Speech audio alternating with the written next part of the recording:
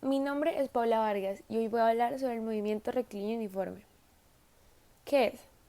El movimiento rectilíneo uniforme describe el desplazamiento de un objeto en una sola dirección con una velocidad y tiempo constante en una determinada distancia.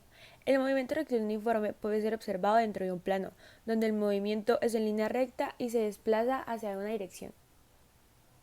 La velocidad es un dato muy importante en el movimiento rectilíneo uniforme. La velocidad es la que mide el cambio de la posición a medida que transcurre el tiempo. Esta tiene dos fórmulas. La primera es para hallar la rapidez instantánea, la cual es velocidad es igual a x sobre t, donde x es la posición y t el tiempo. La segunda es para hallar la velocidad en un intervalo de tiempo. Primero se tiene que restar la posición final con la posición inicial sobre el tiempo final y el tiempo inicial. También tenemos que tener en cuenta las magnitudes. Las magnitudes son valores que representan una cantidad o una medida. Hay dos tipos, escalares y vectoriales. Las escalares son medidas definidas por un valor numérico. Por ejemplo, la edad, el número de estudiantes, la masa y la temperatura. Las vectoriales son magnitudes que requieren de más información para ser definidas, por ejemplo, la aceleración, la velocidad y la fuerza.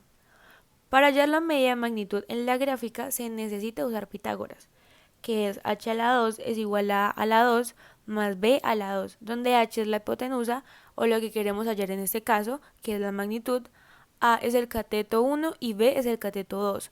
Sumamos estos catetos y eliminamos el exponente del resultado por medio de raíz. Tenemos que entender qué es un vector. Un vector es un ente matemático como la recta o el plano. El vector se representa mediante un segmento de recta. Tiene tres elementos, el módulo, la dirección y el sentido. Para sumar y restar vectores se tiene que tener en cuenta estas fórmulas. Para hallar a x se tiene que multiplicar la magnitud por el coseno del ángulo. Para hallar a y se tiene que multiplicar la magnitud por el seno del ángulo. Lo mismo pasa con bx y con by. Cuando se obtengan estos resultados, se pasará a hacer la fórmula de resultante.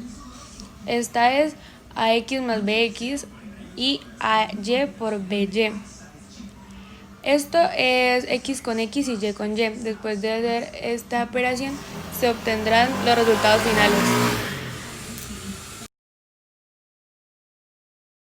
Bueno, el primer punto, para sacar a x se tiene que multiplicar 8 por coseno de 45. Luego, para sacar a y se multiplica 8 por seno de 45. Para sacar bx y by se hacen los mismos procedimientos, pero en vez de utilizar 8 se utiliza 5 y se cambia el ángulo de 30 por el de 60.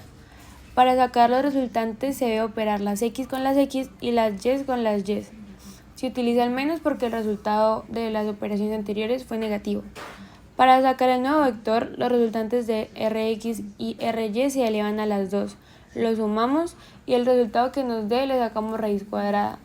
Para sacar el ángulo necesitamos pasar la tangente y el menos 1. La fórmula de tangente es cateto opuesto sobre cateto adyacente. Y después de hacer esas operaciones tendremos el ángulo.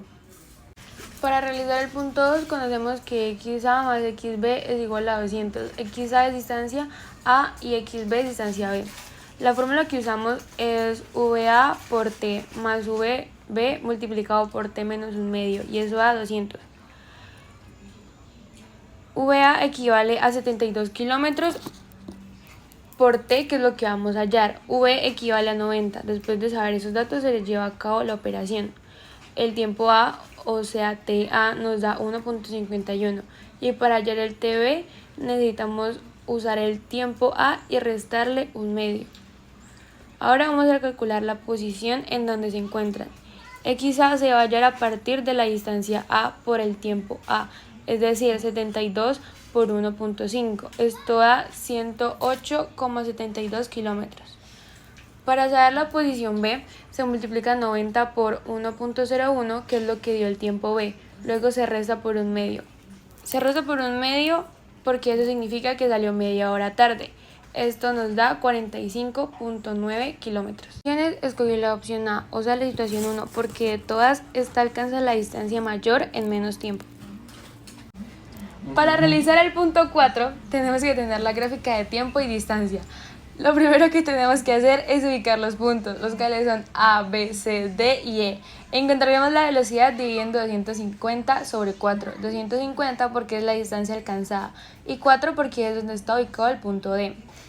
Luego de B a C, restamos 16 y 4 y la distancia sigue siendo igual.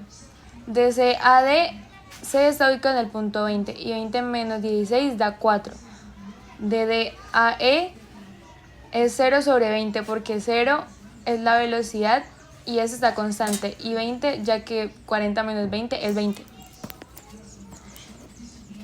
Para hacer la gráfica de velocidad versus tiempo ubicamos la velocidad y el tiempo.